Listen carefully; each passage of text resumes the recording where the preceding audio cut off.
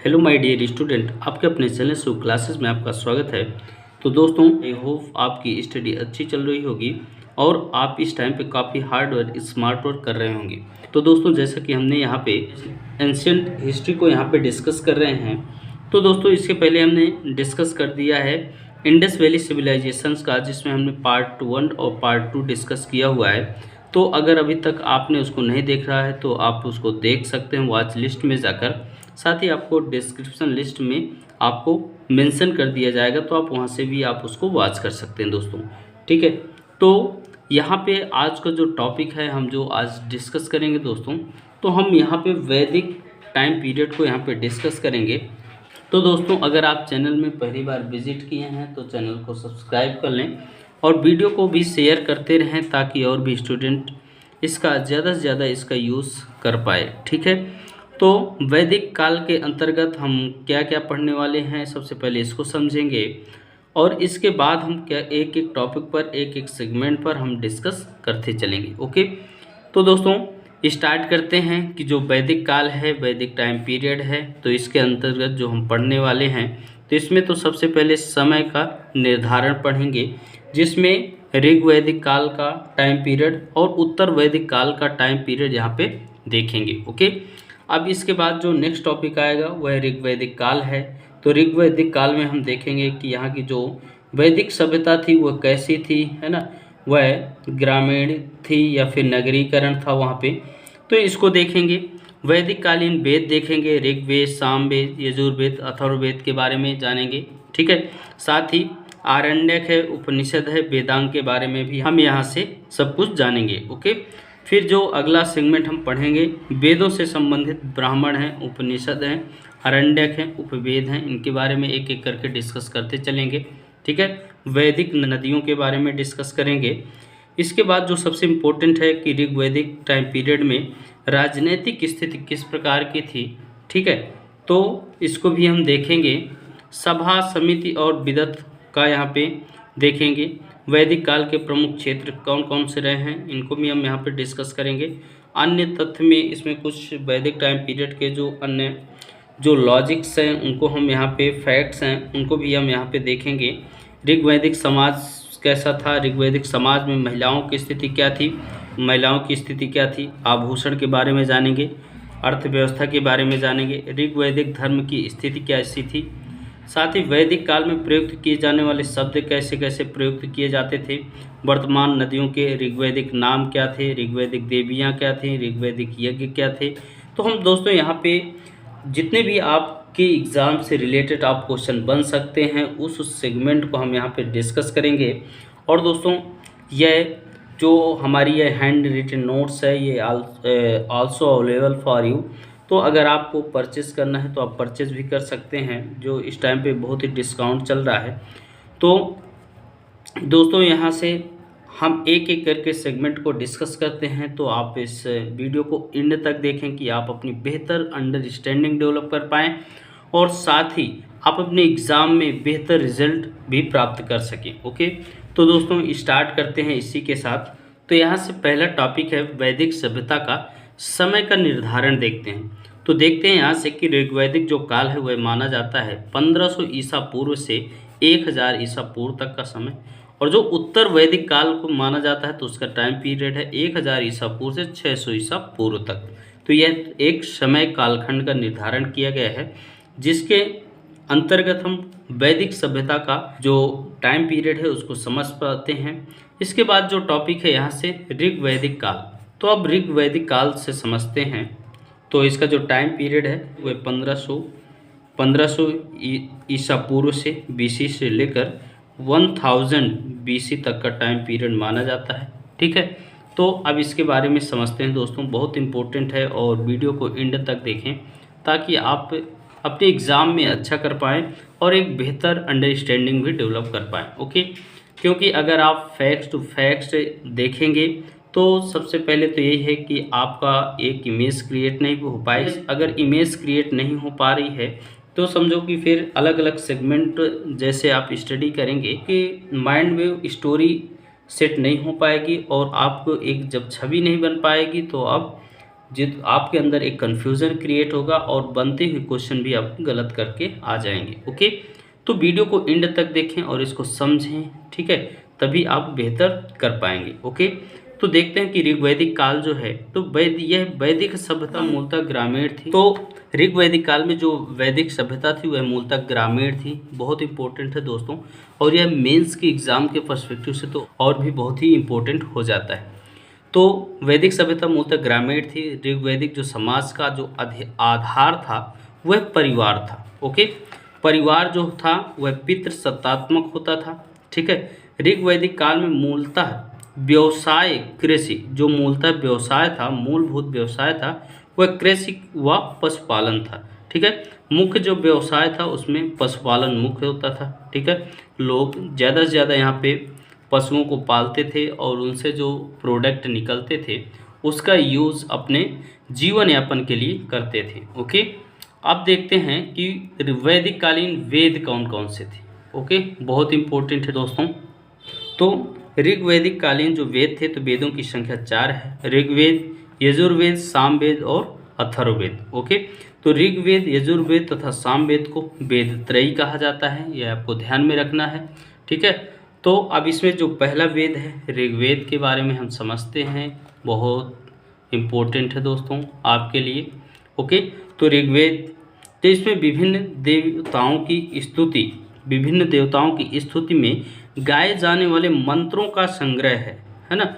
इसका जो संकलन किया है तो महर्षि कृष्ण द्वैपायन ने किया है, वेदव्यास ने किया है। ठीक है, बहुत इंपॉर्टेंट है, ध्यान में रखना है। ठीक है, भूलना नहीं है दोस्तों, पढ़ाई करते रहना है। इसमें कुल 10 मंडल हैं, 1028 सूक्त हैं, वह 10,462 मंत्र हैं। ओके, दूसरा एवं सातवां जो मंडल है वह सबसे पुराना मंडल है, इन्हें वंश मंडल भी कहते हैं। ठीक है, तो जो दूसरा और सातवां मंडल है वह सबसे पुराना है और साथ ही उसको वंश मंडल के नाम से भी जाना जाता है। जो 10वां मंडल है वह सबसे नवीन मंडल है दोस्तों, ये बहुत इंपॉर्टेंट है, आपको बिल्कुल ध्यान में रखना है। और ऋग्वेद का जो पाठ करने वाले जो पुरोहित होते हैं उनको होत्र बोलते हैं, होता कहलाता है। ठीक है, 9वां जो मंडल है वह सोम को समर्पित है। ठीक है, सोम को समर्पित है। और 10वें मंडल के पुरुष सूक्त में शूद्रों का उल्लेख भी मिलता है। ठीक है, ये ध्यान में रखना है, बहुत इंपॉर्टेंट है दोस्तों। ऋग्वेद तथा ईरानी ग्रंथ जैन अवेस्ता जो है में समानता पाई जाती है। ऋग्वेद में और ईरानी ग्रंथ में तो जैन अवेस्ता में समानता पाई जाती है। ऋग्वेद की जो सबसे पवित्र नदी है वह सरस्वती नदी है। ठीक है, इसे नदीतमा कहा गया है। ठीक है, क्या बोला गया है, नदीतमा कहा गया है। ऋग्वेद में यमुना का उल्लेख 3 बार हुआ है और गंगा का जो उल्लेख है वह 1 बार हुआ है। ठीक है, तो ऋग्वेद में जो यमुना नदी का उल्लेख मिलता है तो वह 3 बार मिलता है। इससे मतलब तो यही है कि यमुना का जो उल्लेख है, जो यमुना का स्थान है वह सबसे आगे था। ठीक है, 10वां मंडल में तो इसका जो उल्लेख मिलता है कि यमुना का उल्लेख 3 बार, गंगा का उल्लेख 1 बार है, तो ये 10वें मंडल से एक साक्ष्य के रूप में हमें मिलता है। ओके, अब देखते हैं कि ऋग्वेद में जो पुरुष देवताओं की जो प्रधानता है ना, क्योंकि यह एक पितृ सत्तात्मक समाज था। इंद्र का जो वर्णन है वह सर्वाधिक 250 बार, तो इसमें जो देवताओं में सबसे आगे थे वह इंद्र थे, है ना, इनको 250 बार उनका उल्लेख मिलता है। अस्तो माँ सदगमय ऋग्वेद से लिया गया है, यह भी आपको ध्यान में रखना है दोस्तों। और आई होप आप इसको देख रहे होंगे। और दोस्तों चैनल को सब्सक्राइब कर लो, क्योंकि इतने सारे फैक्ट्स जो बिल्कुल आपके एग्ज़ाम में हूबहू ऐसे ही देखने को मिलेगा, तो आप इसको देखना मत भूलें। ठीक है, और वीडियो को शेयर भी करते रहें। ओके, अब आता है जो अगला है वह है सामवेद। ये भारतीय संगीत शास्त्र पर प्राचीनतम ग्रंथ है। इसमें पाठ करने वाला जो पुरोहित होता है वह उद्गात्र कहलाता है। ठीक है, सामवेद के जो प्रथम दृष्टा वेदव्यास के जो शिष्य जैमिनी थे को उनको माना जाता है। ठीक है, सामवेद से सर्वप्रथम 7 स्वरों सा रे गा मा पा ध नी सा की जानकारी भी प्राप्त होती है। ओके, तो जो सामवेद है तो यह वेदव्यास के शिष्य जैमिनी को माना गया है ना, प्रथम दृष्टा जो हैं। और ये संगीत शास्त्र पर सबसे प्राचीनतम ग्रंथ है, ये आपको ध्यान में रखना दोस्तों। ओके, देखते हैं कि सामवेद व अथर्ववेद के कोई अरण्यक नहीं है, यह भी ध्यान में रखना है। सामवेद का जो उपवेद है वह गंधर्ववेद कहलाता है, ठीक है। और दोस्तों ये ऐसे इम्पोर्टेंट आपको इतने सारे फैक्ट्स हैं कि आपके एग्ज़ाम में इससे बाहर कुछ भी आने वाला नहीं है, ठीक है। तो आप इसको एंड तक देखते रहें। और इसमें जो अब देखते हैं जो नेक्स्ट है यजुर्वेद है। तो यजुर्वेद क्या है, इसमें यज्ञ की विधियां और कर्मकांड पर बल दिया गया है। इसका जो पाठ करने वाले जो होते हैं उनको अर्ध व अधर्व कहा जाता है, ठीक है, अधर्व कहा जाता है, ठीक है। इसमें 40 मंडल हैं और 2000 मंत्र हैं। साथ ही इसमें यज्ञ और यज्ञ बल की विधियों का प्रतिपादन भी किया गया है, ठीक है। अब जो है कि आगे देखते हैं, यजुर्वेद में हाथियों के पालने का भी उल्लेख देखने को मिलता है। यजुर्वेद में जो सर्वप्रथम राजसूय तथा वाजपेयी यज्ञ का भी उल्लेख मिलता है, ठीक है। अब जो अंतिम है वह है अथर्ववेद। तो अब जानते हैं अथर्ववेद के बारे में कि इसमें जो तंत्र मंत्र है, जादू टोना है, टोटका है, भारतीय औषधि एवं विज्ञान संबंधी जानकारी दी गई है, ठीक है। इसकी 2 शाखाएं हैं, शौनक और पिप्लाद है, ठीक है। इसमें इसे ब्रह्म वेद भी कहा जाता है। क्या कहा जाता है? ब्रह्म वेद भी कहा जाता है, ठीक है। इसमें जो वास्तुशास्त्र का बहुमूल्य ज्ञान है वह उपलब्ध है। अथर्ववेद का इसमें कोई अरण्यक भी नहीं है, यह भी आपको ध्यान में रखना है, ओके। नेक्स्ट है कि अथर्ववेद के उपनिषद मुंडक है, मांडूक्य है और प्रश्न है, ठीक है। तो कौन कौन से उपनिषद हैं? मुंडक, मांडूक्य और प्रश्न है। अथर्ववेद में कुरु के राजा परीक्षित का भी उल्लेख मिलता है। तो यह अथर्ववेद जो आपका है यह जादू मंत्र, तंत्र, जादू टोटका, भारतीय औषधि विज्ञान संबंधी इसमें बहुत ही जो जानकारी देखने को मिलती है वह अपने आप में ऐतिहासिक है दोस्तों। और इसमें अथर्ववेद में कुरु के जो राजा थे परीक्षित का भी उल्लेख है, जिन्हें मृत्यु देव का देवता बताया गया है, ओके। अब जो बहुत ही इम्पोर्टेंट है देख लेते हैं कि अथर्ववेद के मंत्रों का जो उच्चारण करने वाला जो पुरोहित होता है वह ब्रह्म कहा जाता है उसको। अथर्ववेद में सभा एवं समिति को प्रजापति की 2 पुत्रियां कहा गया है, ओके। नेक्स्ट है आरण्यक। तो आरण्यक को समझते हैं कि वनों में रचने के कारण ये आरण्यक कहा जाता है, ठीक है।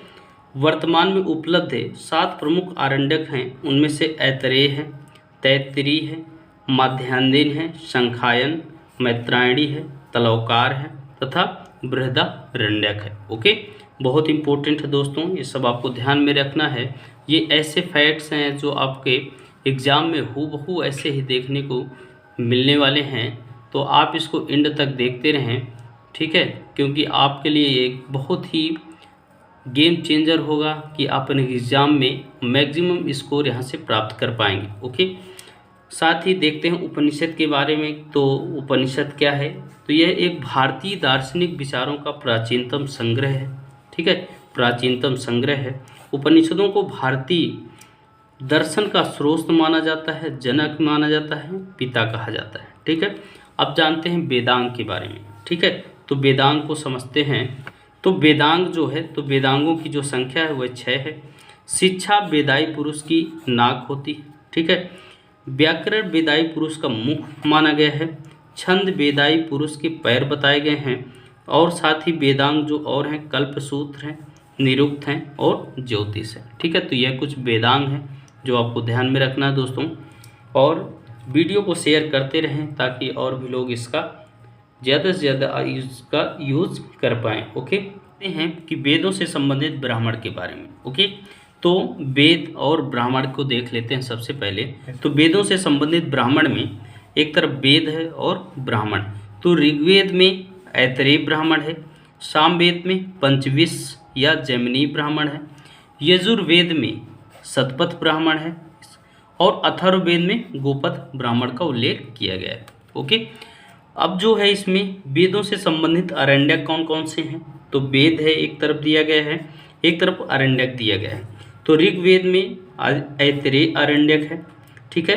सामवेद में छंदोग्य या जैमिनी है, यजुर्वेद में बृहदारण्यक का उल्लेख है और अथर्ववेद में किसी भी अरण्यक का उल्लेख नहीं है, ओके।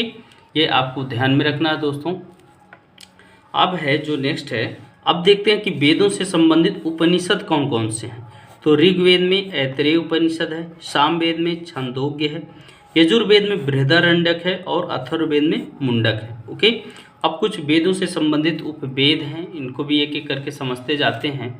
ठीक है, तो ऋग्वेद जो है उसमें आयुर्वेद उपवेद है, सामवेद का उपवेद कौन सा है तो गंधर्व वेद है, यजुर्वेद का उपवेद धनुर्वेद है और अथर्ववेद का उपवेद शिल्पवेद है। तो दोस्तों इसको ध्यान में रखना है। इसके अलावा जितने भी टॉपिक बच रहे हैं आपके, वैदिक नदियों से संबंधित है, ऋग्वैदिक राजनैतिक स्थिति, सभा समिति विदध के बारे में, वैदिक काल के प्रमुख क्षेत्र के बारे में, तो दोस्तों हम इसको नेक्स्ट लेक्चर में इसको देखेंगे और हर एक चीज़ को समझने, हर एक सेगमेंट को समझने का प्रयास करेंगे कि आप बेहतर से बेहतर आपको कंटेंट हम प्रोवाइड करा पाएँ कि जिससे कि आप अपने एग्ज़ाम में अच्छे रिजल्ट प्राप्त कर सकें। दोस्तों तो हमारा यह प्रयास है कि आपको कितने अच्छे आपको फैक्ट्स एक इजी वे में प्रोवाइड कर सकें। तो दोस्तों तो अब हम मिलेंगे नेक्स्ट वीडियो में, जो हमारा वैदिक सभ्यता का लेक्चर नंबर 2 होगा। तो तब तक के लिए दोस्तों थैंक यू, जय हिंद। और दोस्तों वीडियो को शेयर करना मत भूलें। Okay, thank you.